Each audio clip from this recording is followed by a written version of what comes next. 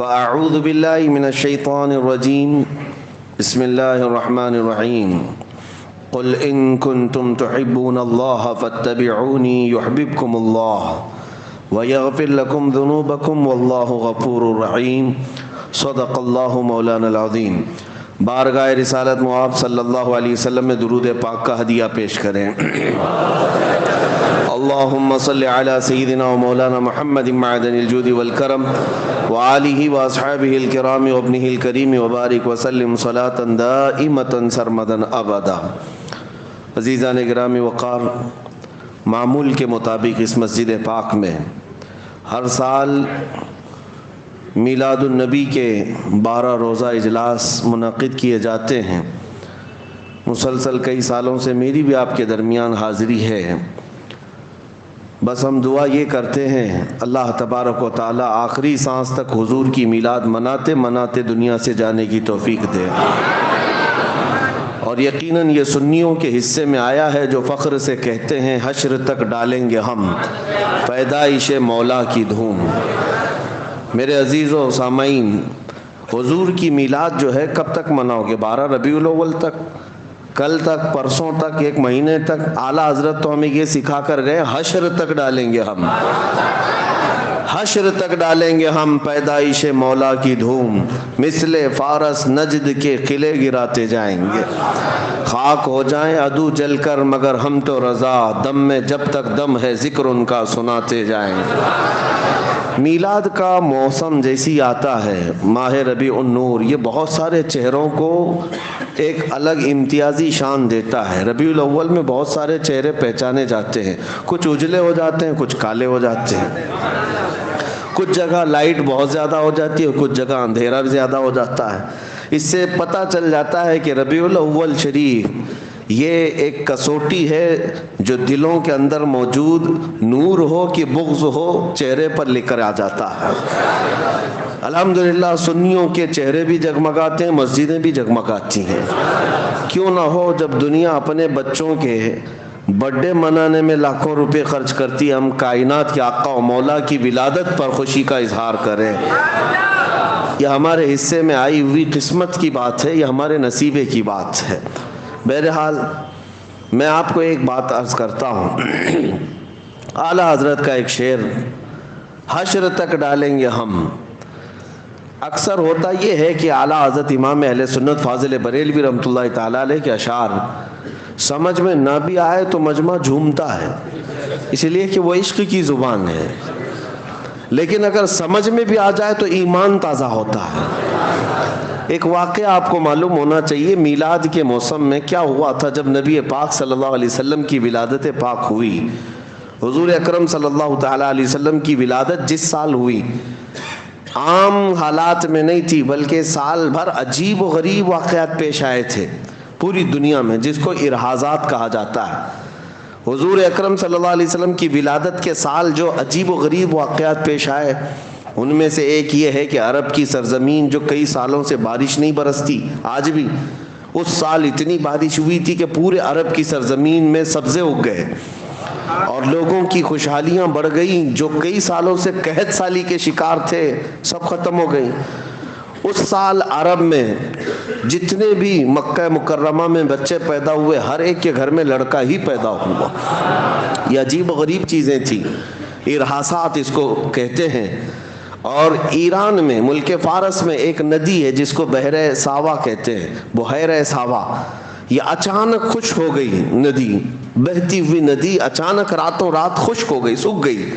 اور ایک بحر سماوا جو کئی سالوں سے سوکھی ہوئی ایک ندی تھی، وہ اچانک جاری ہو گئی، لبالب پانی بھر گیا۔ یہ سب جو عجیب و غریب واقعات پیش آئے ہیں، ان میں سے ایک جو ہے بہت عجیب و غریب واقعہ بڑا، وہ کیا تھا؟ کسریٰ کے دربار میں، وہاں ایران میں ایک آگ لگائی جاتی تھی 1000 سال سے، وہ اچانک بجھ گئی۔ یہ آپ نے سنا ہوگا، میلاد کے سال، حضور کی ولادت کے سال ایک جو بڑا واقعہ پیش آیا، وہ یہ واقعہ تھا کہ کسریٰ بادشاہ کا جو محل تھا، یہ توجہ چاہتا ہوں، میں سمجھا رہا ہوں، کسی اور بات کی طرف لے جاتا ہوں۔ آپ فارس کہتے ہیں ایران کو، پہلے ایران کو فارس کہا جاتا، فارس کا جو بادشاہ ہوتا تھا اس کو کسرا کہتے ہیں، اور کسرا کا جو محل تھا وہ آج بھی مدائن میں موجود ہے عراق میں. عراق شام سب ایک ہی تھے، ایران سب ایک ہی، عراق اور ایران سب فارس کہلاتے تھے. تو یہ فارس کا قلعہ، کسرا بادشاہ کا جو قلعہ تھا بہت بڑا، اور اس کو اس بات پر ناز تھا کہ دنیا کی بڑی بڑی طاقتیں میرے قلعے کو نہیں توڑ سکتی، ہلا نہیں سکتی. اس کا یہ غرور تھا، اس کا یہ اعلان گھمنڈ میں رہتا تھا بادشاہ کا. لیکن ربیع الاول شریف کے اس موسم میں حضور پاک صلی اللہ علیہ وسلم کی ولادت کے دن 12 ربیع الاول کو اچانک وہاں پر ایک زلزلہ آیا، اور اس کی دیوار میں اتنا بڑا شگاف، اتنی بڑی پھٹن، دراڑ جو اس قلعے کے اندر ایسی پیش آئی کہ ایک آدمی دیوار میں سے آ جا سکتا ہے، گزر سکتا ہے. آج بھی موجود ہے، آج بھی عراق میں وہ موجود ہے. دیوار شق ہو گئی ہے اور آدمی اس میں سے داخل ہو سکتا ہے اتنا زیادہ، لیکن گرا نہیں، محل گرا نہیں ہے، لیکن دیوار پھٹ گئی ہے. اور یہ اتنا عجیب واقعہ تھا، جیسے دنیا کو غرور تھا ٹائٹینک جہاز ڈوب نہیں سکتا، ڈوب گیا. اسی طرح سے کسرا کے محل کے بارے میں یہ اندازہ لگایا جاتا تھا کہ بڑے سے بڑا زلزلہ بھی جو ہے اس دیوار کو ہلا نہیں سکتا، اتنا مضبوط انہوں نے بنایا تھا. اب اسی سے اندازہ کرو 2000 سال گزرنے کے بعد آج تک وہ قلعہ محفوظ ہے، تو اس زمانے میں کتنا مضبوط رہا ہوگا. لیکن جب صبح ہونے کے بعد قلعے کی دیوار پھٹی دیکھا بادشاہ نے، تو سارے لوگوں کو بلایا گیا. یہ ہوا کیا؟ نجومیوں کو بلایا گیا، اپنے علم سے معلوم کرو، پتہ چلو ایسا میرے محل میں ہوا کیوں. اچھا، جو کنگورے لٹکے ہوئے تھے 14 کنگورے، وہ سب زمین پر گر پڑے تھے. یہ اچانک نہیں ہو سکتا، ایسا کیسے ہوا؟ تو نجومی سب کاہن جو جوتش ہیں، اٹکل پچو تو مارتے تھے لیکن کبھی کبھار تیر لگتا بھی تھا. تو وہ اپنے ستارے کے علم کے مطابق دیکھتے ہیں اور بادشاہ کسرا سے کہتے ہیں یہ جو کچھ بھی ہوا ہے، ہمارا علم تو یہ کہتا ہے کہ عرب میں کوئی بچہ پیدا ہوا جو تمہاری سب سلطنت ختم کرنے والا ہے، اور اس کی سلطنت اور اس کا قبضہ سب پر قائم ہونے والا ہے. ہم نے علم نجوم کے اعتبار سے یہ پایا ہے، آج ایک بچہ ایسا پیدا ہوا ہے جس کو امام زمن نے کہا تھا نا، آئی نئی حکومت سکہ نیا چلے گا، عالم میں رنگ بدلا صبح شب ولادت. اب یہ کیا ہوا؟ یہ ذہن میں واقعہ رکھو، کس کے قلعے کے اندر دراڑ آئی؟ فارس کا قلعہ. فارس کا قلعہ کب آئی، کب ہلی دیوار؟ ولادت کے دن، حضور کی ولادت کے دن. پتہ یہ چلا حضور کی ولادت کے دن اچھے اچھے قلعوں میں زلزلہ آتا ہے اور دیواریں پھٹ جاتی ہیں. تو اعلیٰ حضرت اب اس واقعے کو ذکر کرتے ہوئے کہتے ہیں، سنو تمہارے درمیان اب اس مسئلے کو واضح کر دیتا ہوں، حشر تک ڈالیں گے ہم پیدائش مولا کی دھوم. ہم میلاد کی دھوم ہر سال نہیں، ہر دن مناتے رہیں گے. اور ہوگا کیا؟ یاد رکھو، مثل فارس کی طرح اب نجد کے قلعے گراتے جائیں گے. مکہ میں حضور کی پیدائش ہوئی تھی، فارس کے قلعے میں دراڑ آ گئی تھی، اور اب یہاں مدن پورہ میں بیٹھ کر میلاد منائیں گے، نجدی قلعے بھی ہلتے نظر آئیں گے. بہت دور نہیں، نجدی قلعے تو بہت دور ہوں گے، بہت قریب بھی ہلتے نظر آئیں گے. یہ کیوں ہلیں گے؟ اس کی وجہ یہی ہے، اعلیٰ حضرت فرماتے ہیں کہ مومن وہ ہے جو ان کی تعظیم پہ مرے دل سے. حقیقت میں مومن کون ہے؟ مومن وہ ہے جو ان کی تعظیم پہ مرے دل سے. نجدی بھی تو کرتا ہے ان کی تعظیم مرے دل سے، دونوں جگہ مرے دل سے ہے، لیکن دونوں کے معنی میں بڑا فرق ہے. پہلا والا جو مرے دل ہے وہ سنیوں کے حصے میں آیا ہے، اور دوسرا والا مرے دل جو ہے یہ گستاخوں کے حصے میں آیا ہے. بہرحال میرے عزیزوں، میلاد کی خوشیاں منانا اللہ تبارک و تعالیٰ نے اہل خیر کو حصہ عطا فرمایا، حضور کے چاہنے والوں کے حصے میں ہے. اللہ کریم ہماری نسلوں کو صبح قیامت تک حضور کی میلاد منانے والوں میں پیدا فرمائے. لوگ اس کے چیمے گوئیاں کرتے رہ گئے، اعتراضات میں رہ گئے، شک و شبہات میں رہ گئے، سوالات میں رہ گئے. بہت ساری باتیں ایسی ہیں میرے عزیزو. مستحسن کام اسلام میں بزرگوں نے کیا ہے اور ثواب اس پر اللہ تبارک و تعالیٰ کی طرف سے ملے گا، کیونکہ بزرگوں کا کیا ہوا کام بھی اجر و ثواب کا باعث ہوتا ہے. جو لوگ یہ آپ پروپیگنڈا پھیلاتے ہیں رسول اللہ کے زمانے میں نہیں ہوا، فلاں وقت نہیں ہوا، ارے میں 2 باتیں بتاتا ہوں آپ کو. امام زرقانی نے المواہب اللدنیہ میں لکھا ہے. اور ایک عجیب و غریب واقعہ میں آپ کو بتاؤں. حضور اکرم صلی اللہ علیہ وسلم کی ولادت جس دن ہوئی نا 12 ربیع الاول شریف کو، اس رات کو اللہ تعالیٰ نے کائنات کے جانوروں کو بولنے کی طاقت دی، سارے جانوروں کو. امام زرقانی نے المواہب اللدنیہ میں اس روایت کو نقل فرماتے ہیں اس رات جانوروں کو بولنے کی طاقت دی گئی. لیکن کیا بولنے کی؟ ہر جانور دوسرے جانور کو حضور کی آمد کی بشارت دے رہا تھا اور مبارکبادیاں پیش کر رہے تھے کہ مبارک ہو شہ کونین تشریف لائے ہیں، نبی پاک صلی اللہ علیہ وسلم تشریف لائے. ہر جانور دوسرے جانور کو بشارت دے رہا تھا. امام زرقانی نے کتاب میں لکھا ہے میں یہی محسوس کرتا ہوں وہ کتنے خوش نصیب 4 پیر کے جانور تھے جو حضور کی آمد پر مبارکبادی دے رہے تھے. ان غلیظ 2 پیروں کے جانوروں سے تو بہتر ہے جو حضور کی میلاد پر شرک کے فتوے لگاتے. حضور اکرم صلی اللہ علیہ وسلم کی آمد پر ناک بھون سکیڑتے ہیں، ان سے بہتر تو وہ 4 پیر کے جانور تھے جو آمد مصطفیٰ پر خوشیاں منا رہے تھے. اب جو سوال ہے وہ میں آپ کے ذہن سے اس کو دور کرتا ہوں، پھر میں اپنے موضوع پر آتا ہوں. میلاد کی محفل ہے جو پروپیگنڈا پھیلایا جاتا. مکہ میں حضور پیدا ہوئے، نبی پاک صلی اللہ علیہ وسلم مکہ میں پیدا ہوئے، سب کو پتہ ہے نا. کچھ لوگ کہتے ہیں کہ حضور کی پیدائش کی خوشیاں تو مکہ میں منائی نہیں گئی تھی، 1400 سال کے بعد اب سب صرف بریلوی منانے لگ گئے. حضور جب پیدا ہوئے تھے تب تو خوشیاں کوئی منائے نہیں تھا. ان ظالموں سے اتنا ہی پوچھو حضور جب پیدا ہوئے تھے تو ایمان والے وہاں تھے کہ کافر تھے؟ مکہ میں کون لوگ تھے؟ حضور پاک صلی اللہ علیہ وسلم کی ولادت کے وقت یا تو ان کی ماں حضرت آمنہ وہ اہل ایمان میں سے ہیں، یا آپ کے دادا حضرت عبد المطلب. باقی سب کون تھے؟ وہ لوگ تو نہیں منائیں گے جو کفار و مشرکین تھے، وہاں پر بت پرستی کے شکار تھے. اور اگر ان کو یہ لگتا ہے کہ مکہ والے نہیں بنائے تھے اور اگر ان کا تعلق بھی انہی کی ذریت سے ہے تو ہمیں سوال اور جواب کرنے کی ضرورت بھی نہیں. آپ کا تعلق، آپ کا خاندان آپ کو مبارک. مکہ والے نہیں منائے تھے، سچ کہتے ہو آپ نہیں منائے تھے. اس لیے نہیں منائے تھے کہ کافر تھے، مشرکین تھے، اس لیے نہیں منائے. ہاں ہم بتاتے ہیں منایا کون تھا. حضور اکرم صلی اللہ تعالی علیہ وسلم کی ولادت کی خوشیاں یہ کہتے ہیں نا کہ مکہ والے نہیں منائے تھے، لیکن 53 سال حضور نے مکہ میں زندگی گزاری. 53 سال کے بعد جب حضور ہجرت کر کے مدینے آ رہے تھے، میرے آقا صلی اللہ علیہ وسلم کی ہجرت کی وہ تاریخ یاد کرو. اللہ کے نبی صلی اللہ علیہ وسلم عام حالتوں میں مدینے میں داخل نہیں ہوئے. مدینے والے مسلسل 9 دن سے میرے آقا کے انتظار میں پورا دن گزارتے تھے.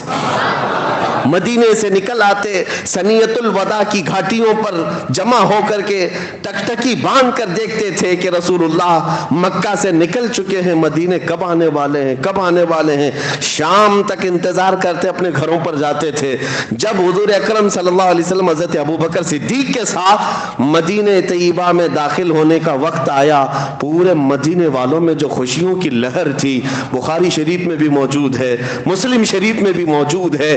بنو نجار وہاں کا مشہور خاندان ہے مدینے کا، وہاں کی بچیاں اپنے ہاتھوں میں دف لے کر کے آ گئیں، غلام حبشی بھی نیچے آ گئے، جوان مرد بھی اتر آئے، عورتیں اپنے گھروں کی چھت پر تھی. اور سبوں نے جب آفتاب رسالت کو چمکتے ہوئے دیکھا، پکار کر کہا طلع البدر علینا من ثنیات الوداع وجب الشکر علینا ما دعا للہ داعی. وہ بچیاں گنگناتی تھی جس کو بخاری نے نقل کیا ہے، یہ کہتی تھی سنیت الوداع کی گھاٹیوں سے 14ویں کا چاند ہم پر طلوع ہو گیا ہے. ان کے آنے پر ہم پر اللہ کا شکر واجب ہو گیا ہے کہ اللہ کی طرف بلانے والا رسول اب ہمارے شہر میں آیا ہے.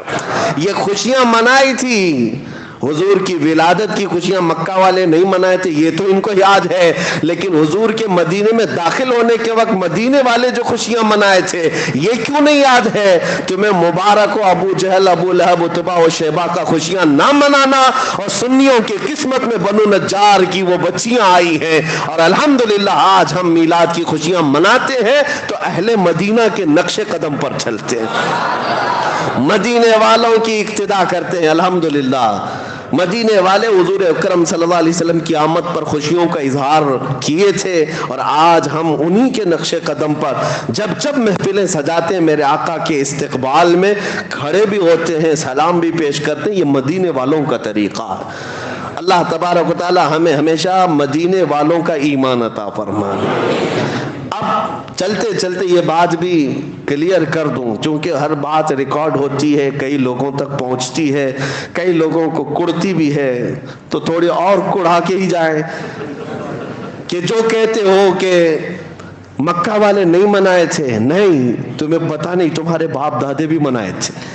ابو لہب نے خوشی منائی تھی، یہ بخاری شریف میں موجود ہے. حضرت عباس رضی اللہ تعالیٰ عنہ حضور کے چچا ہیں، ابو لہب کے چھوٹے بھائی سگے چچا ہیں. ابو لہب کے مرنے کے بعد حضرت عباس رضی اللہ تعالیٰ عنہ نے اس کو خواب میں دیکھا. گستاخ تھا، حضور کو تکلیف دیتا تھا، اذیت دیتا تھا، لیکن بعد میں نا حضور کی پیدائش کے وقت تو دشمن نہیں تھا. حضرت عباس کہتے میں نے اپنے بھائی کو کب مرنے کے بعد دیکھا خواب میں، بخاری کی حدیث ہے. پوچھا کیا حال ہے تیرا؟ ابو لہب کہتا روز انگاروں میں جلتا ہوں، روز انگاروں میں جلتا ہوں، لیکن پیر کا دن آتا ہے تو میری شہادت کی انگلی کو ٹھنڈا کر دیا جاتا ہے، میں منہ میں اس کو رکھتا ہوں، چوستا ہوں تو ٹھنڈک محسوس ہوتی. حضرت عباس نے پوچھا ایسا کیوں پیر کے دن؟ ابو لہب کہتا ہے اس لیے کہ پیر کے دن میرے بھتیجے محمد پیدا ہوئے تھے، اور میری لونڈی، میری کنیز سویبہ آ کر مجھے خبر دیتی ہے کہ تمہارے مرحوم بھائی عبداللہ کے گھر میں بیٹا پیدا ہوا. مجھے اس دن خوشی تھی، دلی خوشی تھی. میں نے اس انگلی سے اس کو کہا جا آج تو آزاد ہے. میں نے اپنی کنیز کو اس انگلی سے آزاد کیا تھا، اس کا صلہ مجھے قبر میں آج بھی دیا جاتا ہے. کہتے ہیں نا میلاد کی خوشی نہیں منائے، باپ دادے منائے ہیں، تم نے پڑھا نہیں ہے، پڑھا نہیں ہے. کافر و مشرک اگر حضور کی آمد کی خوشی پر لونڈی آزاد کیا، اسے قبر میں سکون دیا جا رہا ہے. اللہ کا کروڑا احسان ہے کہ تم عاشق رسول ہو، مصطفیٰ کریم صلی اللہ علیہ وسلم کے چاہنے والے ہو. اگر اللہ کے حبیب صلی اللہ علیہ وسلم کی آمد کی خوشیوں میں کا اظہار کرتے ہو، یقیناً یہ باعث ثواب بھی ہے اور باعث اجر بھی ہے انشاءاللہ العزیز. اس سے تمہارے مراتب بلند ہوں گے انشاءاللہ. نبی پاک صلی اللہ علیہ وسلم کی میلاد منانا ایک اور انداز سے میں آپ کو بتا دوں بہت ضروری بھی ہے، بہت ضروری ہے. کیوں جانتے ہیں آپ کہ کچھ عقیدہ ہمارا واضح ہونا ضروری ہے. آپ رسول کو کیا سمجھتے ہیں؟ حضور پاک صلی اللہ علیہ وسلم کے معجزات ایسے ہیں کہ کبھی کبھار ہو سکتا ہے کہ کوئی آدمی حضور کے معجزات دیکھ کر کے یہ کہنا پڑے کہ وہ خدا ہیں. جیسے عیسائی گمراہ ہو گئے نا، عیسیٰ علیہ السلام کو مردے زندہ کرتے دیکھا، مٹی کے پرندوں کو پھونک مار کر اڑاتے دیکھا، کوڑ اور اندھے لوگوں کو ہاتھ رکھ کر کے صحیح کرتے ہوئے دیکھا، تو ان کو کہہ بیٹھے کہ یہ عیسیٰ اللہ کے بیٹے ہیں. عزیر علیہ السلام کو یہودی کہنے لگ گئے یہ اللہ کے بیٹے ہیں. ہمارے نبی کے معجزات تو ایسے ہیں، سورج کو پلٹا دیا ہے، چاند کو ٹکڑے کر دیا ہے، ایسے عجیب و غریب ہیں. موسیٰ علیہ السلام کا لاٹھی مار کر پتھر سے پانی نکالنا تو معجزہ ہے، لیکن رسول عربی صلی اللہ علیہ وسلم تو انگلیوں سے پانی ظاہر کرتے ہیں. ارے پتھروں سے پانی کا نکلنا تو عادت میں ہے، دیکھا بھی جاتا ہے، لیکن انگلیوں سے نکلنا، اور وہ بھی پسینے کے برابر نہیں. 550 صحابہ اس پانی سے سیراب ہوئے تھے. یہ انگلیوں سے پانی کا نکلنا، یہ معجزات، یہ ساری چیزیں کنکروں کو بولنے کے قابل بنانا. نبی پاک صلی اللہ تعالی علیہ وسلم کے معجزات دیکھ کر پھر کبھی کوئی گمراہ نہ ہو جائے اور یہ نہ کہہ بیٹھے کہ یہ بھی خدا ہے جو زمین پر اتر پڑے۔ عزیزان گرامی وقار، اب خدا کی صفت کیا ہے؟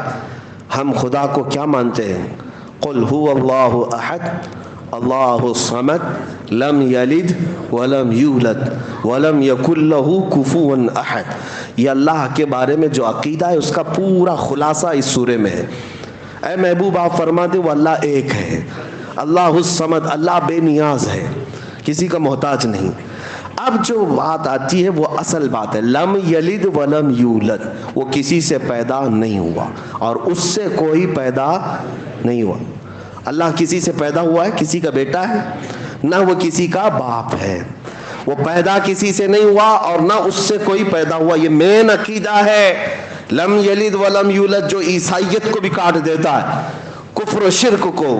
ہندوؤں کے جو عقیدے ہیں وہ اس سے پیدا ہوا، وہ اس سے پیدا ہوا، پھر بھی بھگوان ہے، پھر بھی خدا ہے۔ خدا کا تصور ہمارے یہاں یہ ہے کہ وہ پیدا کسی سے نہیں ہوا اور اس سے کوئی پیدا نہیں ہوا۔ اب سنو، میلاد کے متعلق میں کہتا ہوں، حضور پاک صلی اللہ علیہ وسلم کی میلاد منانا سنیوں اس لیے بھی ضروری ہے تاکہ ان ظالموں کو یہ بتائیں ہم رسول کو خدا نہیں مانتے، ہم رسول کو خدا نہیں مانتے، کیونکہ خدا وہ ہے جو پیدا نہیں ہوتا اور میرا رسول پیدا ہوا ہے۔ ہم میلاد کا دن منا کر کے بتا رہے ہیں کہ میرا رسول آمنہ کے لال پیدا ہوئے تھے 12 ربیع الاول کو، اور سنیوں کا عقیدہ یہ ہے کہ جو پیدا ہوتا ہے وہ خدا نہیں ہوتا۔ ہاں بس ساتھ میں یہ عقیدہ ہمارا ضرور ہے، میں مانتا ہوں اے عقل والو میرا محمد خدا نہیں ہے، مگر دلوں میں یہ نقش کر لو کہ وہ خدا سے جدا نہیں ہے۔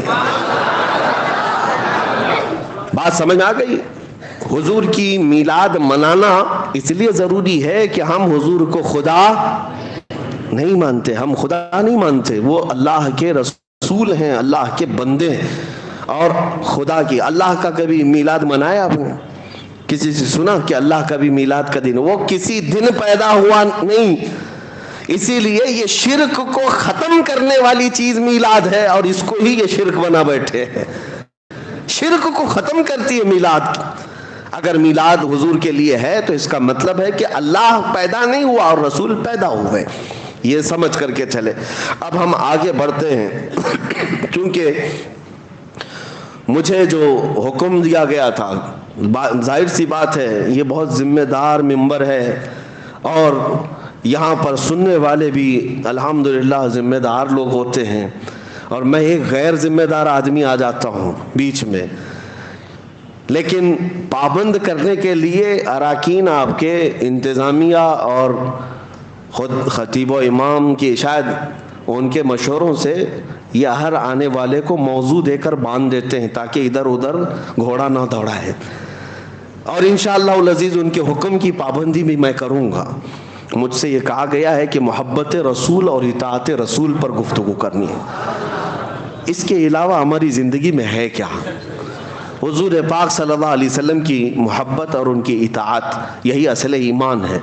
اور جو اب تک کی باتیں میں نے تمہید میں کہا، یہ میلاد کا موسم ہے، ضروری تھا آپ کے درمیان کرنا، اس لیے میں یہ ساری باتیں آپ کے سامنے رکھا تاکہ آپ کے دماغ میں خلیش نہ ہو، کیونکہ یہ موسم ہی ایسا ہے، بہت کیڑے سوشل میڈیا پہ باہر آتے ہیں، بہت آتے ہیں، دیکھنا آپ بہت ساری چیزیں میلاد کے متعلق، سارے پتہ نہیں ہر سال یہ ان کے پاس فکس موجود رہتا ہے، جیسی ربیع الاول کا چاند نظر آیا شروع ہو گیا، صحابہ نے نہیں منایا، تابعین نے نہیں منایا، اولیاء نے نہیں منایا۔ بھولے بھالے سنیوں کو صرف اور صرف یہی ساری باتیں کرنے، ان کو اب تک یہ شرم نہیں آتی کہ ان کی شادیوں کے کروڑوں کے خرچے کون سے صحابہ نے منائے تھے؟ یہ جس طرح کے اجتماعات اور کانفرنسیں جو کچھ بھی ہوتی ہیں کون سے صحابہ نے بنایا؟ اور یہ اب تو حالت یہ ہے کہ قومی وطن یعنی دن منانا ان کے نزدیک تو جائز ہے، یعنی نیشنل ڈے سعودی میں تو بہت دھوم دھام سے منایا جاتا ہے۔ ان سے پوچھو کون سے صحابی نے نیشنل ڈے بنایا تھا؟ نیشنل ڈے پر پوری چھٹی، ہر جگہ چراغاں، خوشیاں۔ حضور کی میلاد پر ہی ساری دلیلوں کی ضرورت۔ اور اب تو آپ دیکھ رہے ہیں جب اللہ کے نبی صلی اللہ علیہ وسلم کے نہ ہو سکو تو پھر اللہ تمہیں ہر ذلیل کے قدموں پر ڈال دے گا، حضور کے نہیں ہو سکے تو پھر کہاں ہوں گے؟ ہاں، ہر گھر جھنڈا لگانے پر تو تیار ہیں، میرے مصطفیٰ کے جھنڈے پر اعتراض ہے، اور لوگوں کو راضی کرنے کے لیے کہاں کہاں جھنڈا لگایا، یہاں بھی لگایا، وہاں بھی لگایا، گھر پہ بھی لگایا، پیشانی پہ بھی لگایا، پھر بھی دیکھو بیچاری حکومت تم کو ہی دہشت گرد کہہ رہی ہے۔ جھنڈے لگاؤ، چار چار لگاؤ، ملک کے لگایا، اور بی جے پی پارٹی کے بھی جھنڈے لگایا، پھر بھی دہشت گرد تم ہی ہو، تم ان کو راضی نہیں کر سکتے۔ میں اس جماعت کی بات کر رہا ہوں جو حضور کی میلاد پر شرک و کفر اور بدعت کے فتوے لگائے اور باقی سارے نیتاؤں کے جھنڈے لگا کر گھومتے رہے، لیکن الحمدللہ ہمیں اس بات کا فخر ہے کہ ہم ایرے غیرے جھنڈوں کی طرف نہیں گئے۔ میرے ملک کے جھنڈے کی توہین نہیں کرتا میں، ہمارے ملک کا جھنڈا ہمارے لیے عزت کا اور فخر کا سبب ہے، لیکن ساتھ میں ہم یہ اعلان ضرور کرتے ہیں، کسی کی جے وجے کیوں پکاریں، کیا غرض ہم کو، کسی کی جے وجے کیوں پکاریں، کیا غرض ہم کو، ہمیں کافی ہے سید اپنا نعرہ یا رسول اللہ۔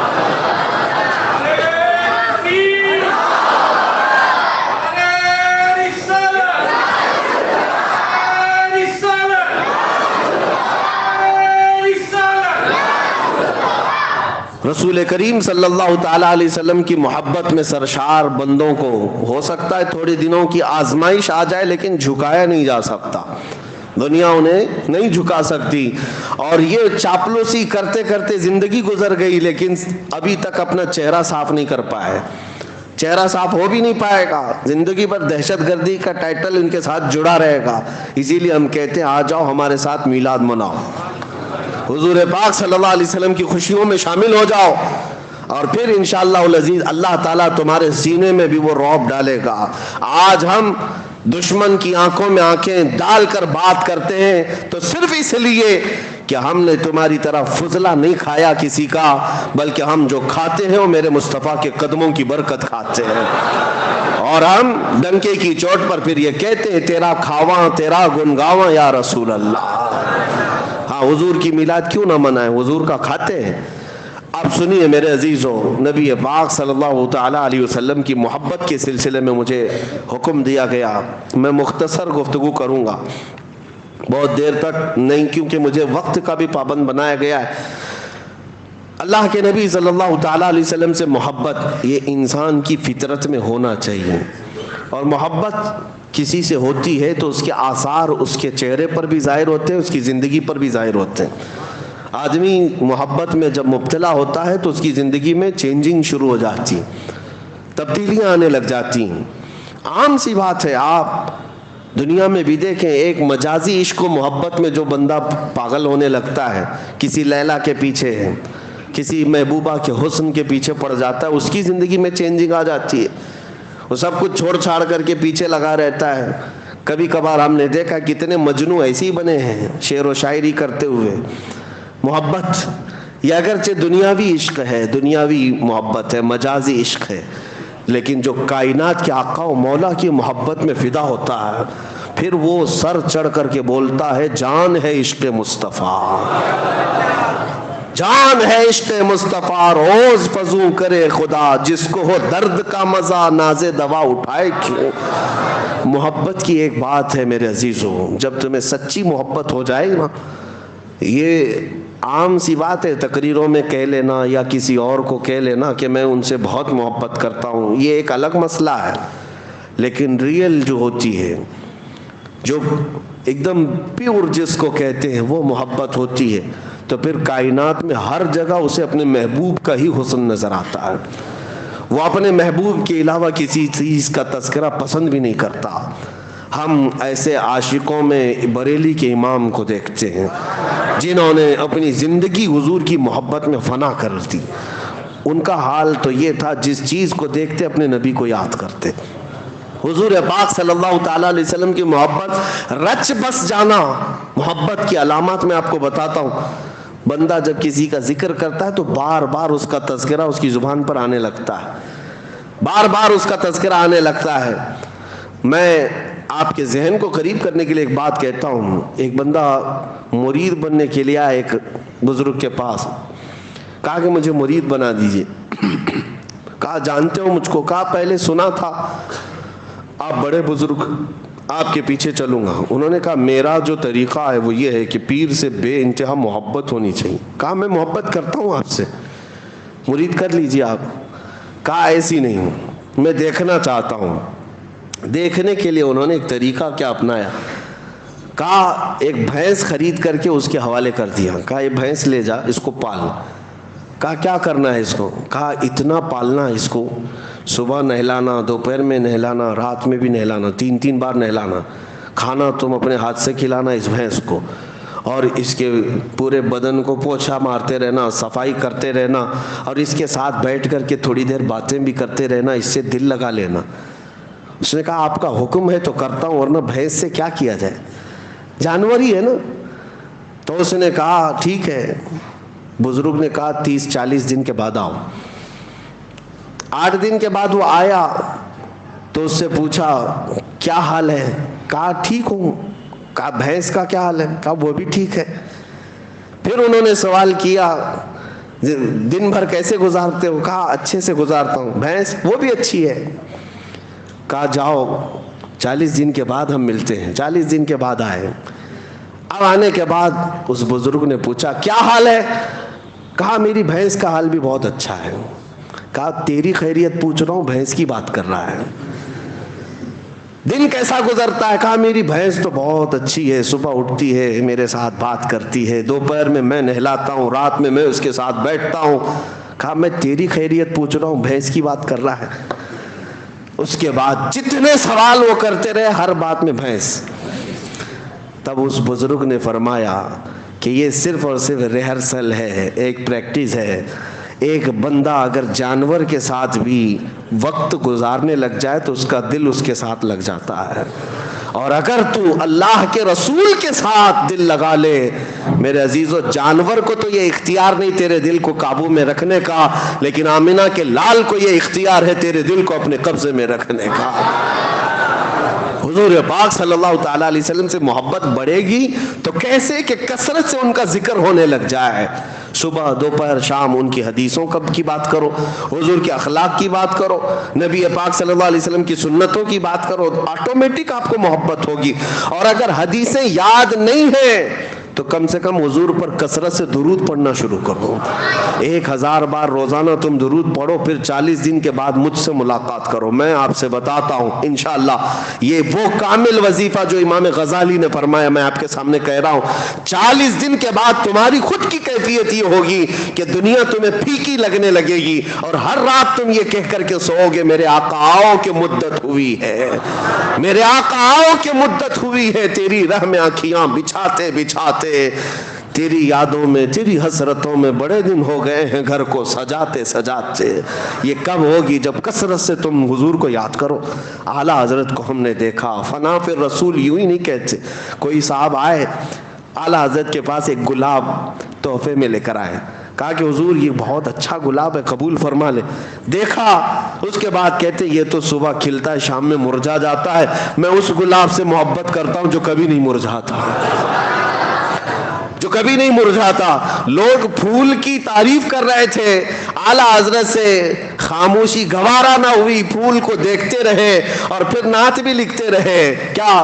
سر تاب قدم ہے تن سلطان زمن پھول، لب پھول دہن پھول زکن پھول بدن پھول۔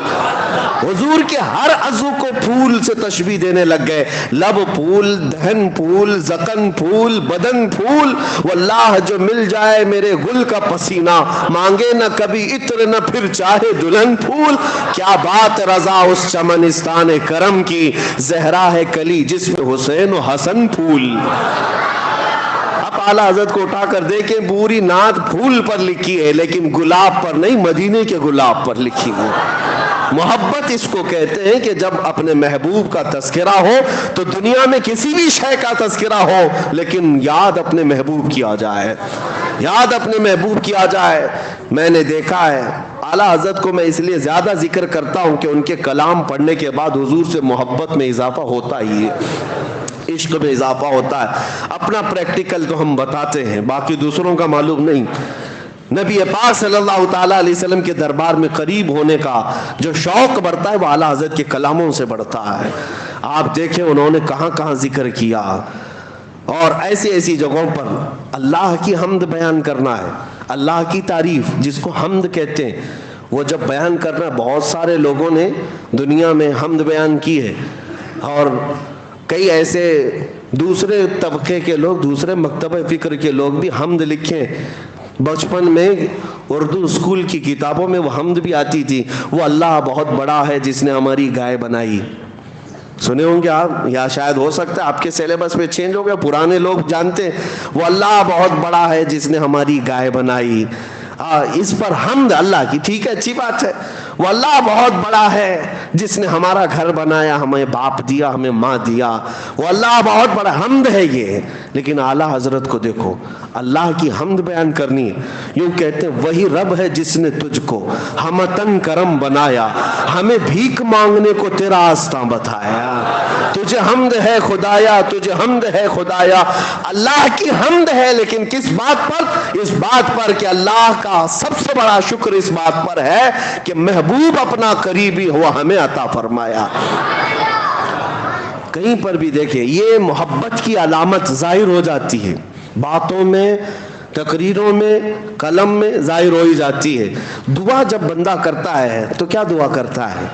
دعا میں اپنے کیا کیا عزیز و اقارب کے لیے مانگتا ہے، رشتوں کے لیے مانگتا ہے، اپنی دنیا کے لیے مانگتا ہے. دعائیں یہی ہوتی ہیں. اعلیٰ حضرت کی دعائیں پڑھو. اعلیٰ حضرت دعائیں کیا کرتے تھے؟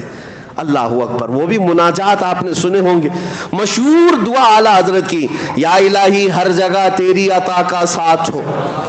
یہ ہے نا، پڑھتے بھی ہوں گے. یہ مناجات ہے، یہ دعا ہے، اللہ کی بارگاہ میں مانگی ہوئی دعا ہے. لیکن میں اس کی آج خصوصیت بتاتا ہوں آپ کو. اس دعا کی، اس مناجات کی پوری دعا اٹھا لینا آپ، جتنے اشعار ہیں اس کے اندر. پہلے مصرے میں اللہ سے طلب، اللہ سے مانگ رہے، اور دوسرا مصرع جو بھی آئے گا اس میں، اس حمد میں، وہ صرف اور صرف رسول اللہ کو مانگا گیا ہے.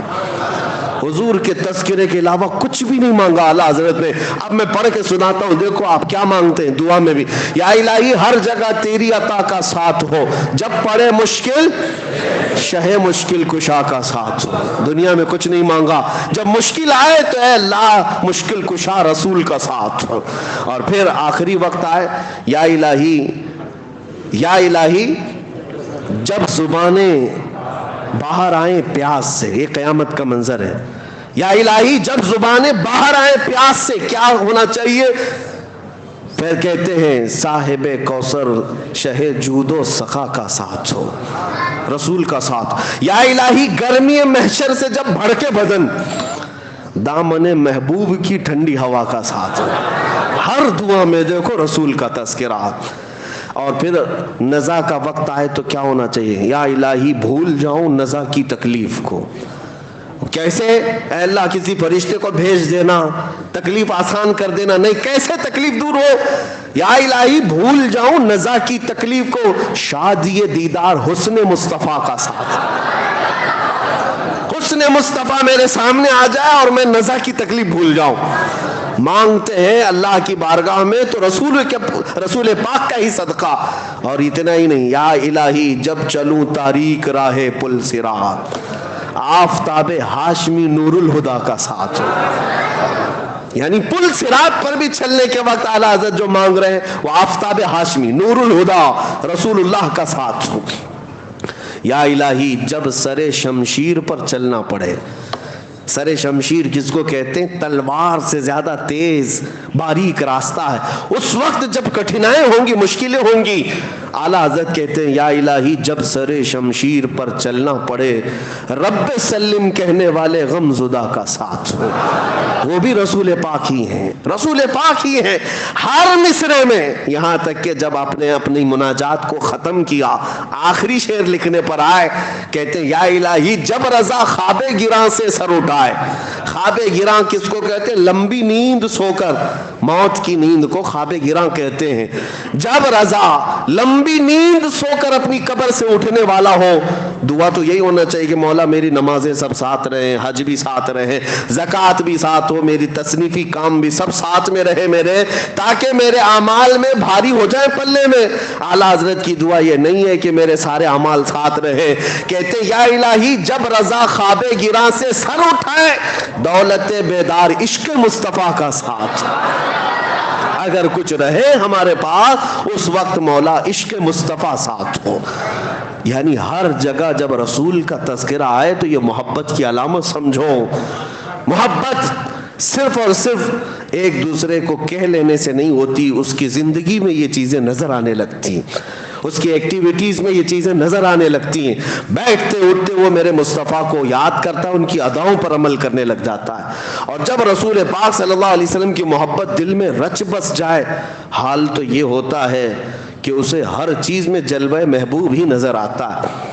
آپ کو وہ بات یاد ہوگی, بغداد میں ایک مصور, ایک آرٹسٹ لوگوں کی تصویریں نکالتا تھا, لیکن کیا اس کا کمال تھا کہ لوگ اسے جیسا ڈائریکشن دیتے اپنے اپنے محبوب کا سیم ویسی ہی فوٹو نکال کر دیتا تھا. اس کا کمال تھا. اس زمانے میں کوئی پرنٹنگ پریس یا کیمرہ یا اسکینر نہیں تھا, لیکن ہاتھ سے نکالتا تھا. بہت سارے لوگ تصویر نکالنے گئے وہاں پر. میں مسئلے پر نہیں بات کر رہا ہوں, تصویر کے واقعہ بیان کر رہا ہوں. وہ زمانہ سیدنا جنید بغدادی کا ہے. حضرت جنید بغدادی کو جب پتہ چلا, لوگوں کی قطار لگی ہے مصور کے گھر کے پاس, کہا سب اپنے محبوباؤں کی تصویریں نکال رہے. اس کو بولتے ہیں حلیہ اپنے محبوب کا, اس کی آنکھیں ایسی, اس کا چہرہ ایسا, اس کے بال ایسے, اس کے ہاتھ ایسے, اس کے پیر ایسے. وہ ہو بہو ایسی ہی نکال کر دے دیتا, جیسے آج اسکیچ نکالنے والے ہوتے. حضرت جنید بغدادی کو جب یہ بتایا گیا تو وہ خود بھی اس کے گھر گئے, لائن میں خود بھی کھڑے ہو گئے. جب نمبر آیا, حضرت جنید بغدادی وقت کے سید الاولیاء ہے, سید الطائفہ جن کو کہا جاتا تھا, جب وہ مصور کے گھر میں آئے دیکھ کر وہ ڈر گیا. کہا حضور آپ کیسے آئے؟ کہا سنا تیرا کمال ہے, تو محبوبوں کی تصویریں ہو بہو نکال کر دیتا ہے. سر جھکایا اور کہا ہاں میں یہی کرتا ہی ہوں, لیکن آپ یہاں کیوں آئے؟ کہا میں بھی ایک شخصیت سے محبت کرتا ہوں, چاہتا ہوں کہ اس کی تصویر تجھ سے نکلواؤں. کہا ٹھیک ہے آپ کا حکم. کہا کس سے محبت کرتے ہیں آپ؟ جنید بغدادی نے کہا میں اس سے محبت کرتا ہوں جس سے اللہ بھی محبت کرتا ہے. وآمنہ کا در یتیم, مدینے کا تاجدار, ہم غریبوں کا ماوا و ملجا, محمد الرسول اللہ کی ذات. سن میں ان کا حلیہ بتاتا ہوں, ان کی آنکھیں کس طرح تھیں, ان کا چہرہ کس طرح تھا, ان کے رخسار کیسے تھے, ان کے لبھائے ناز کیسے تھے, ان کے دست مبارکہ, ان کے قدمائے پاک کیسے تھے. جنید بغدادی بتاتے جا رہے تھے, وہ قلم چھوڑ کر سنتے بیٹھا رہا. اس کے بعد کہا بس کیجئے, یہ تصویر میرے پاس پہلے سے بنی بنائی رکھی ہے, میرے پاس موجود ہے, میں آپ کو دیے دیتا ہوں. جنید بغدادی نے کہا تو لوگوں کی تصویریں بنانے کے لیے آرڈر لیتا ہے, کئی دنوں کے بعد بنا کے دیتا ہے, میرے محبوب کی تصویر پہلے سے ہے.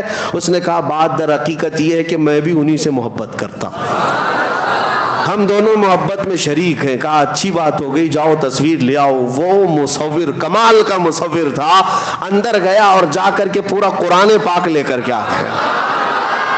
حضرت جنید بغدادی کے پاس رکھ کر کے کہا آپ بتاؤ اے جنید, اس سے بہتر میرے مصطفیٰ کی تصویر کیا ہو سکتی ہے؟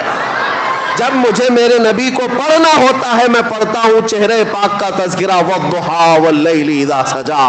جب زلفوں کی بات آتی ہے تو میں پڑھتا ہوں واللیل اذا یغشا. جب ہاتھوں کی بات آتی ہے تو میں پڑھتا ہوں وما رمیت اذ رمیت. جب قدموں کی بات آتی ہے تو میں پڑھتا ہوں لا اقسم بہذا البلد. جب سینے کی بات آتی ہے تو میں پڑھتا ہوں الم نشرح لک صدرک. آنکھوں کی بات آتی ہے تو میں پڑھتا ہوں ما زاغ البصر وما طغى. جب باتوں کی بات آتی ہے تو میں کہتا ہوں وما ينطق عن الهوى ان هو الا وحی یوحى. اسی کو علامہ نظمی میاں رحمۃ اللہ علیہ نے فرمایا تھا, آغاز سے اخیر تک قرآن ہے نعت مصطفیٰ, محبوب کے بیان کا کیسا انوکھا ڈھنگ ہے. یہ تصویر مصطفیٰ ان کو نظر آتی ہے جن کا دل حضور کی محبت میں مچل رہا ہے، ورنہ قرآن پڑھنے والے بھی بہت سارے بغض کے کیڑے رکھتے ہیں، انہیں حضور کے خلاف آیتیں ڈھونڈنے میں بڑا دلچسپی لگتی ہے، ورنہ جس کے دل میں حضور کی محبت ہو ہر آیت میں میرے آقا کی عظمت انہیں نظر آتی ہے، حضور پاک صلی اللہ تعالیٰ علیہ وسلم کی جھلکیاں انہیں قرآن میں نظر آتی ہیں۔ بات صرف اسی کی ہے، جیسا لائٹ اندر ہوگا ویسی روشنی باہر ہوگی، جیسا اجالا اندر رکھو گے ویسی چیزیں، دل کے اندر پورا بغض اور کینہ بھرا ہوا ہو عداوت کا اور ماڈرنزم کا، تو پھر تمہیں باہر کچھ نظر نہیں آئے گا، اندھیرا ہی اندھیرا، اندھیرا ہی اندھیرا۔ اس لیے ہر ایک نے اپنے نبی پاک صلی اللہ علیہ وسلم کو اپنی محبتوں سے پہچانا ہے، اسی لیے میرے آقا فرماتے ہیں میں آئینہ ہوں، لوگ اپنے آپ کو مجھ میں دیکھتے ہیں، لوگ اپنے آپ کو مجھ میں دیکھتے ہیں، اور جو دیکھتے ہیں وہ کہتے بھی ہیں۔ حسان بن ثابت کا چہرہ بھی صاف تھا، دل بھی صاف تھا، اور حضور کو دیکھا تو پکار اٹھے وَأَحْسَنُ مِنْكَ لَمْ تَرَ قَطُّ عَيْنِي وَأَجْمَلُ مِنْكَ لَمْ تَلِدِ النِّسَاءُ، یا رسول اللہ آپ سے زیادہ حسین میری آنکھوں نے دیکھا ہی نہیں، آپ سے زیادہ خوبصورت کسی ماں نے جنا ہی نہیں۔ یہ کون کہہ رہا ہے؟ جس کا دل حضور کی محبت میں وہاں مچل رہا تھا، اس نے پکار کر کہا تھا، اور ان کی باتیں اللہ نے آج تک محفوظ رکھی۔ ابو جہل گستاخ تھا، خنزیر تھا، حضور کو دیکھا تو بدگوئی کرتا رہا، ابو لہب بد زبانی کرتا رہا، باتیں ان کی کسی کو آج یاد نہیں، لیکن حسان بن ثابت کی باتیں سب کو یاد ہیں۔ ایک بات یاد رکھیں، نبی پاک صلی اللہ علیہ وسلم کو جس نے دیکھا وہ پکار کر کہا ہے، سعدی شیرازی نے کیا کہا، بلغ العلا بکمالہ کشف الدجا بجمالہ حسنت جمیع خصالہ صلو علیہ وآلہ۔ یہ محبت کے جملے ہیں، جب دل اور سینہ محبت میں سرشار ہوتا ہے تو زبان سے اس کا اظہار بھی ہوتا ہے۔ حافظ شیرازی کہتے ہیں، یا صاحب الجمال و یا سید البشر من وجہک المنیر لقد نور القمر۔ یہ حافظ شیرازی کیسے عاشق کہتے ہیں، یا رسول اللہ سارا جمال تو آپ ہی کے پاس ہے، ساری خوبصورتی کے مالک تو آپ ہی ہیں، حقیقت تو یہ ہے آپ کے چہرے انور سے ٹپکنے والے ایک قطرے سے تو پوری دنیا کا چاند روشن ہے، چاند کو جو روشنی ملی ہے وہ آپ کے چہرے انور سے ملی ہوئی ہے۔ اسی کو اعلیٰ حضرت نے بھی فرمایا ہے نا کہ قیامت یہ معراج کی شب نبی پاک صلی اللہ تعالیٰ علیہ وسلم کا تذکرہ کرتے ہوئے کہتے ہیں، یہ جو تارے چمکتے ہیں نا، اتنی روشنی یہ کیوں ہے؟ اعلیٰ حضرت کہتے ہیں، نہانے میں جو گرا تھا پانی کٹورے تاروں نے بھر لیے تھے، نہانے میں جو گرا تھا پانی کٹورے تاروں نے بھر لیے تھے معراج کی شب، وہ چمک رہی ہے۔ محبوبوں کی بات میں کر رہا ہوں، جس نے اپنے دل میں محبت رکھی اور میرے آقا کو دیکھا، پھر اس نے پکار کر یہ بھی کہا ہے، مکھ چند بدر شاشانی ہے ماتھے چم کے دل آٹھ نورانی ہے۔ یہ پیر مہر علی شاہ گولڑوی رحمت اللہ علیہ حضور اکرم صلی اللہ تعالیٰ علیہ وسلم کی محبت کے ایسے فانی شخص کا تذکرہ کر رہا ہوں جو حضور کو اپنی جاگتی ہوئی آنکھوں میں دیکھا تھا، بیداری کے عالم میں دیکھا تھا، تو پکار کر کے پورا نقشہ ہی اپنی نعت میں رکھ دیا، مکھ چند بدر شاشانیے ماتھے چمکی دی لاٹھ نورانیے، کالی زلفت انکھ مستانیے مخمور انکھیں ہن مد بھریاں، اس صورت نو میں جان اکھاں کی جان جہاں اکھاں، سچ اکھاں رب دی شان اکھاں، اس شان تو شانہ سب نبیاں، سبحان اللہ ما اجملکا ما اکملکا ما احسنکا، کتے مہر علی کتے تیری سنا، گستاخ اکھے کی تھی جا اڑیاں۔ اقبال کے دل میں بھی جو دھڑکتی تھی وہ محبت مصطفیٰ ہی تھی، اسی لیے اس نے پورے لوگوں کو یہ اعلاناً کہا، تم کیا سمجھتے ہو نبی کی ذات کا مقام کیا ہے؟ ہو نہ یہ پھول تو بلبل کا ترنم بھی نہ ہو، چمن دہر میں کلیوں کا تبسم بھی نہ ہو نہ یہ ساقی تو میں بھی نہ ہو، خم بھی نہ ہو، بس میں توحید دنیا میں نہ ہو، تم بھی نہ ہو، خیمہ افلاق کا استادہ اسی نام سے ہے، نبض ہستی تپش آمادہ اسی نام سے ہے، دشت میں دامن کوثر میں میدان میں ہے، بحر میں موج کی آغوش میں طوفان میں ہے، چین کے شہر مراکش کے بیابان میں ہے، اور پوشیدہ ہر مسلمان کے ایمان میں ہے۔ وہ نام مصطفیٰ کا تذکرہ جب آتا ہے आशिकों का इमाम इश्क व मोहब्बत जब उस हुस्न का तज़किरा करते हैं तो कैसे वो कमाल हुस्न हुजूर है कि गुमान नक्स जहां नहीं, यही फूल खार से दूर है, यही शम्मा है कि धुआं नहीं। हुजूर का तज़किरा करने में इतनी नज़ाकतें आला हज़रत ने तशबीहात जो दी हैं। दुनिया का एक ही फूल ऐसा है जिसमें कांटे नहीं है, जिसमें कांटे नहीं है, और शमा है हुजूर, शमा है लेकिन ऐसी शमा है जिसमें धुआं नहीं है। धुआं जो है आंखों को खीरा करता है, जलन पैदा करता है, धुआं अच्छी चीज नहीं समझी जाती। इसलिए आला हजरत ने शमा तो कह दिया मेरे आका को, लेकिन साथ में कहा याद रखो ये ऐसी शमा है जिसमें धुआं नहीं है। और फूल तो मैंने कहा है लेकिन फूल में कभी कभार कांटे होते हैं, याद रखो मेरा फूल वो है जिसमें खार है ही नहीं, कांटे नहीं है। ये तशबीहात, ये मोहब्बत की अलामतें हैं मेरे अजीजों।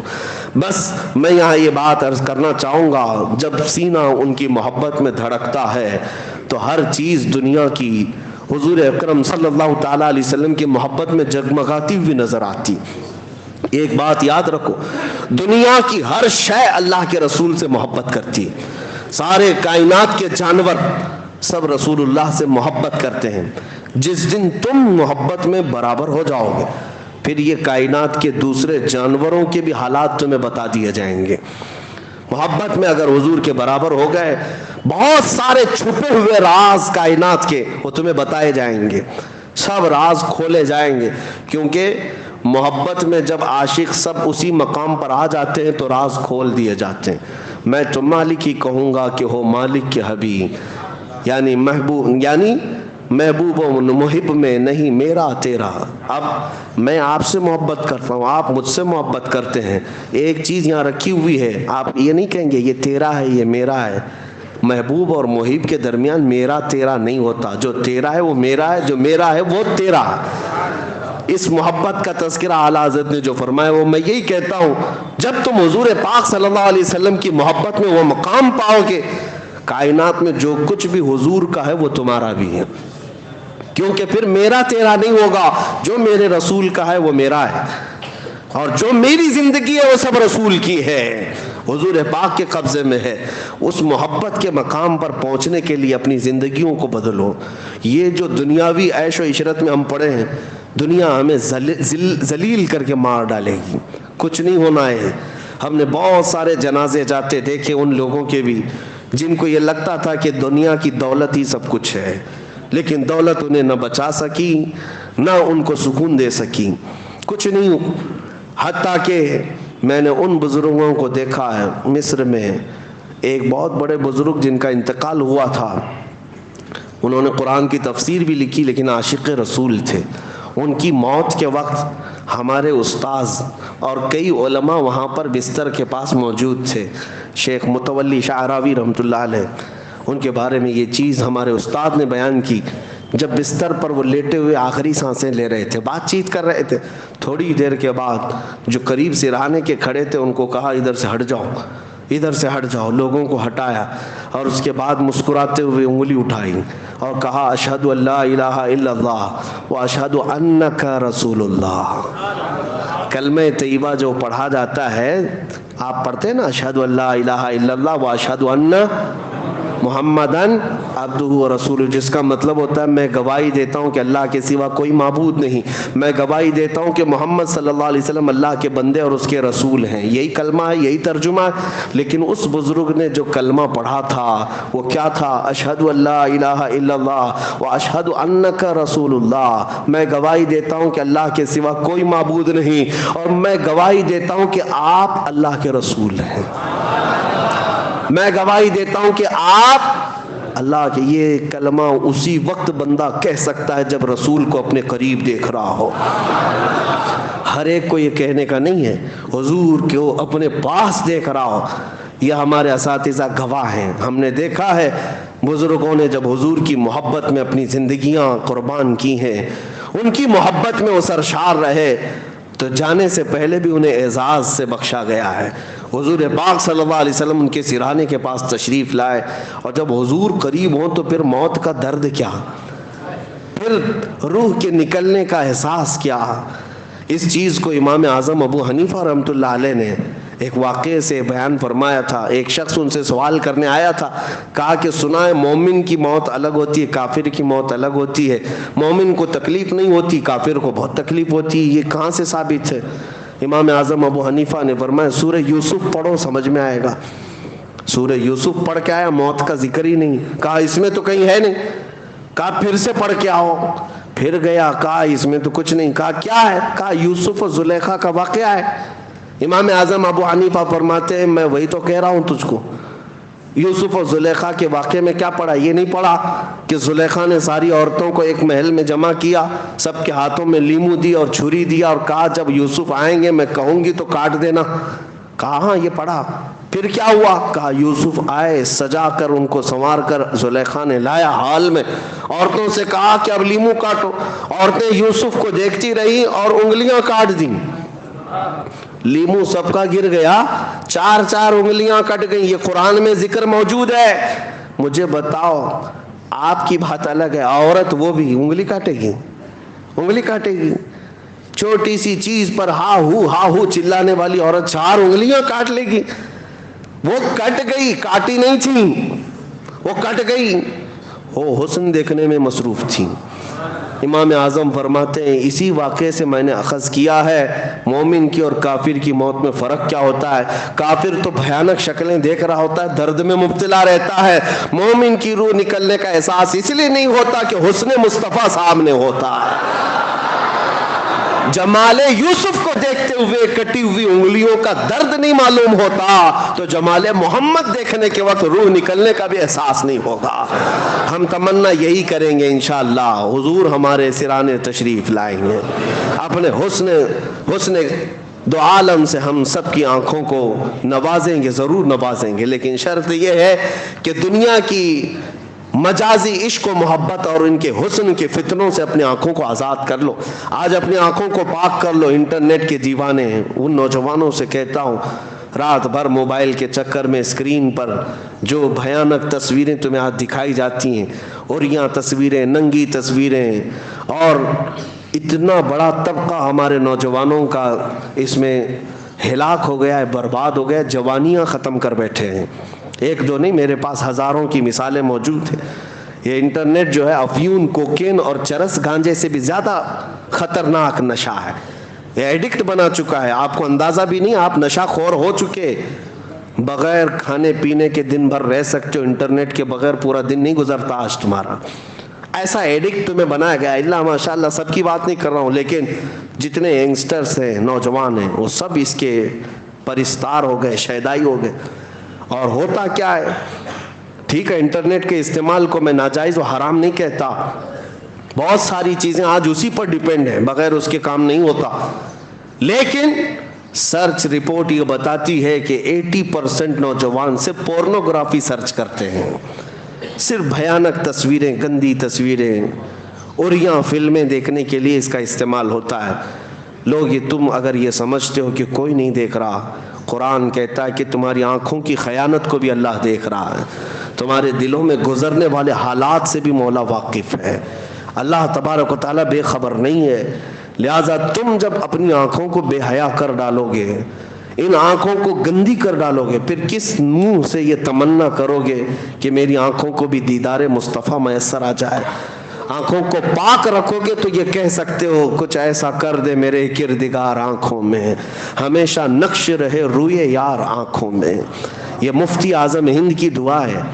شہزادہ اعلیٰ حضرت فن, وہ بھی عاشق رسول, دعا کرتے ہیں اللہ کی بارگاہ میں. تو کیا ہے, اللہ کی بارگاہ میں کچھ ایسا کر دے میرے کردگار آنکھوں میں, ہمیشہ نقش رہے روئے یار آنکھوں میں. حضور کا چہرہ ہمیشہ میرے آنکھوں میں نقش ہو جائے.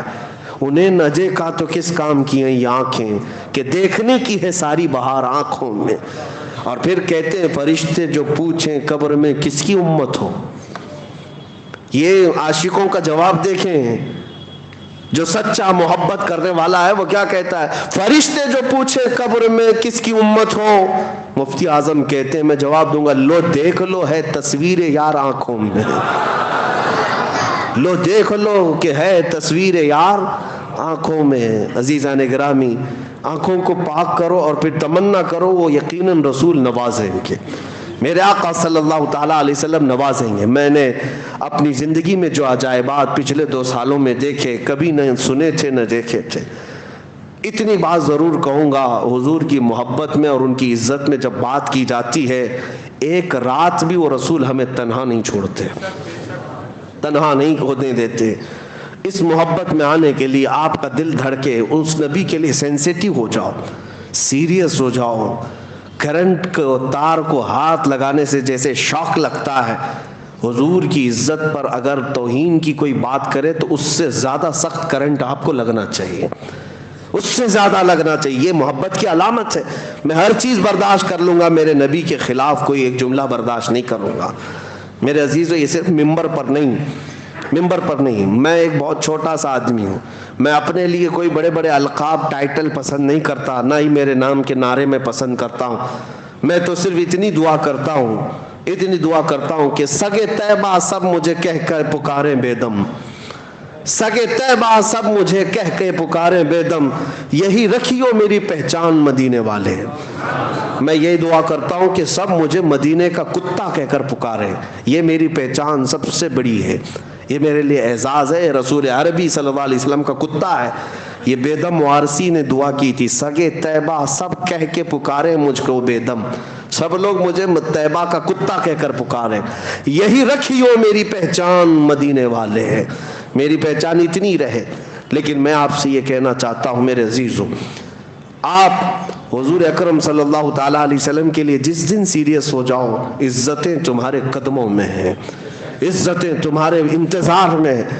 آج جو کچھ بھی ملنا ہے اس نبی پاک سے ملنا ہے. لا ورب العرش، جس کو جو ملا ان سے ملا. بڑھتی ہے کونین میں نعمت رسول اللہ کی. اعلیٰ حضرت نے ہمیں یہ بتایا ہے، خلق کے حاکم ہو تم یا رسول اللہ، رزق کے قاسم ہو تم، جو ملا تم سے ملا، تم پہ کروڑوں درود. اور بخدا خدا کا یہی ہے در، نہیں اور کوئی مفر مقر، نہ بھاگنے کی جگہ نہ ٹھہرنے کی جگہ. حضور کو چھوڑو گے نہ بھاگنے کی جگہ ملے گی نہ ٹھہرنے کی جگہ ملے گی. جو وہاں سے ہو یہیں آ کے ہو، جو یہاں نہیں تو وہاں نہیں. یہ اس بات کو طے کر کے چلو. آج نوجوانوں کو میں اعلاناً پکار کر کے کہنا چاہتا ہوں، کچھ چیزیں کیا میرے نبی کے لیے نہیں چھوڑ سکتے؟ دنیاوی عشق و محبت میں تم اپنے کپڑے بھی بدل لیتے ہو، اپنے جسم کو بدل لیتے ہو. محبوبہ کو اگر لال کلر پسند ہے تو تم لال ہو جاتے ہو، اسے پیلا پسند ہو تو پیلے ہو جاتے ہو. مصطفیٰ کریم صلی اللہ تعالیٰ علیہ وسلم کو نماز پسند ہے تو کیا فجر میں اپنا بستر نہیں چھوڑ سکتے؟ کیا اپنے نبی پاک صلی اللہ علیہ وسلم کی آنکھوں کو ٹھنڈک پہنچانے کے لیے تمہارے دل میں اتنی محبت باقی نہیں ہے کہ گھر سے ساری چیزیں چھوڑ کر کے میں بھاگ کر نکلوں؟ نماز تو ہے اللہ کی عبادت، لیکن مجھے میرے نبی کی آنکھوں کو ٹھنڈک پہنچانی ہے. اپنے باپ کے لیے دوڑتا ہے بندہ، اپنی بیویوں کے لیے دوڑتا ہے، کیا اپنے رسول کے لیے نہیں دوڑ سکتا؟ تمہارا بچہ اگر کوئی ایک مٹھائی کی اور ایک کھلونے کی خواہش کرے تو تم بھاگتے بھاگتے چلے جاتے ہو، اس کے ایک چاکلیٹ کے لیے تم بھاگتے ہو. میرے رسول کی آنکھوں کی ٹھنڈک کے لیے کون بھاگتا ہے آج؟ کیوں نہیں اٹھتے؟ اللہ کے نبی سے اگر سچی محبت ہے تو یہ بستروں کو چھوڑ کر مسجدوں میں آ جاتے ہیں. اس کے علاوہ مصطفیٰ کریم صلی اللہ تعالیٰ علیہ وسلم سے محبت ہے تو پھر کانوں میں یہ صرف بالی ووڈ اور ہالی ووڈ کیوں بجتے ہیں؟ یہ گندے نغمے اور یہ فلمی ترانے کیوں بجتے ہیں تمہارے کانوں میں؟ تم ان کے ایڈکٹ اور ان کے عاشق کیوں بن گئے ہیں؟ تمہیں پتہ ہے قیامت کے دن حکم ہے، گانے سننے والوں کو فرشتوں کو حکم دیا جائے گا، سیسا آگ میں پگھلا کر ان کے کانوں میں ڈالا جائے کہ بھیجا باہر آ جائے. تمہیں کیا ضرورت ہے؟ تم اس قوم میں نہیں ہو، عیش کرنے کے لیے یہاں نہیں پیدا کیے گئے، تم رسول اللہ کے ہو، میرے آقا صلی اللہ علیہ وسلم کی خیر امت ہو. دنیا کیا کر رہی ہے اس سے تمہیں مطلب نہیں. بہت سارے نوجوان یہ سمجھتے ہیں، ہم بولتے ہیں تو ان کو ایسا لگتا ہے کہ ہمارے عیش کو کیوں ختم کر رہے ہیں آپ، ہمارے عیش کو کیوں ختم کر رہے ہیں؟ ساری دنیا آج اتنے آگے بڑھ گئی ہے، تمہیں ساری دنیا کو دیکھنے کے لیے نہیں بھیجا گیا، تمہیں گنبد خضرا دیکھنے کے لیے بھیجا گیا، تمہیں رسول پاک کی اقتدا کے لیے پیدا کیا گیا ہے. تم چلو تو آمنہ کے لال کے پیچھے چلو، عزتیں اسی میں ہیں. میرے عزیزو، آج جو یہ کہتے ہیں نا صرف سوٹ بوٹ میں ہی عزت ہے، جن کو لگتا ہے کہ ٹائی سوٹ بوٹ میں پہنیں گے تو ہی عزت ہے. ہم نے دیکھا ہے ان ملا لوگوں کو جس سے امریکہ بھی آج خوف سے تھرا رہا ہے. آپ پگڑیاں پہنتے ہیں, جبہ کرتا پہنے ہوئے ہیں, لیکن سپر پاور کو ڈرا کر کے بیٹھے ہوئے ہیں. کیا یہ آج دنیا میں نہیں ہے؟ آج نہیں ہے یہ حالات؟ کچھ مولوی لوگوں نے یہ بھی ثابت کر کے دکھایا ہے کہ لباس سے عزت نہیں ہے, حضور کی غلامی میں عزت ہے. جہاں نبی پاک صلی اللہ تعالیٰ علیہ وسلم کی وفاداری کرو, دنیا طاقت کے سامنے جھکنے پر آج مجبور ہے. اور ایک بات یہ بھی بتا دیتا ہوں کہ جو لوگ یہ کہتے ہیں یورپ کی سرزمین میں, ابھی 4 سال پہلے کی بات, 3-4 سال پہلے کی بات, ہالینڈ میں پارلیمنٹ کے اندر بیٹھے ہوئے منسٹرز ڈسکس کر رہے ہیں. کس بات پر؟ ارے وہ بہت پاش کنٹری ہے, بہت ترقی یافتہ ملک ہے, نیدرلینڈ ہو, یورپ ہو, سب جانتے ہیں آپ. لیکن وہاں بیٹھے ہوئے منسٹر ڈسکشن کس بات پر کر رہے ہیں؟ ارے بہت دور ایک ملک میں ویل چیئر پر ایک مولوی بیٹھتا ہے, لبیک یا رسول اللہ کے نعرے لگاتا ہے, اور معذور ہے, دونوں پیروں پر کھڑا نہیں ہوتا. لیکن بات اس کی یورپ کی پارلیمنٹ میں ہو رہی ہے, اور یہ بھی ٹویٹ کیا جا رہا ہے کہ یہ that is very danger person, وہ بہت ہی خطرناک آدمی ہے. یورپ تھر تھرا رہا ہے, جن کے پاس کوئی ایسی طاقت نہیں جس کو انہوں نے نہیں جمع کیا ہو. سارے پیٹروٹ, میزائل, بم دھماکے سب تمہارے پاس. ایک معذور عالم سے پھر بھی تمہیں ڈر لگتا ہے. اس سے پتہ یہ چلا ویل چیئر پر بیٹھا ہوا معذور عالم پوری دنیا کو ہلا کر دکھاتا ہے, تو پتہ یہ چلتا ہے طاقت تخت اور تاج کو نہیں کہتے, طاقت عشق مصطفیٰ کو کہتے ہیں. حضور کی محبت اگر سینے میں ہو تو اللہ خود دشمنوں کے دلوں پر رعب طاری کر دے گا, خود اللہ دشمنوں پر رعب طاری کرے گا. آج خلاصہ کلام یہی ہے جس کو اقبال نے کہا کہ محمد سے وفا تو نے, تو ہم تیرے ہیں, یہ جہاں چیز ہے کیا لوح و قلم تیرے ہیں. آؤ میرے عزیزو, اس بات پر آپ اپنی تقریر ختم کرتے ہیں. اٹھو قوت عشق سے ہر پست کو بالا کر دو, دہر میں نام محمد سے اجالا کر دو. وآخر دعوانا الحمدللہ رب العالمین.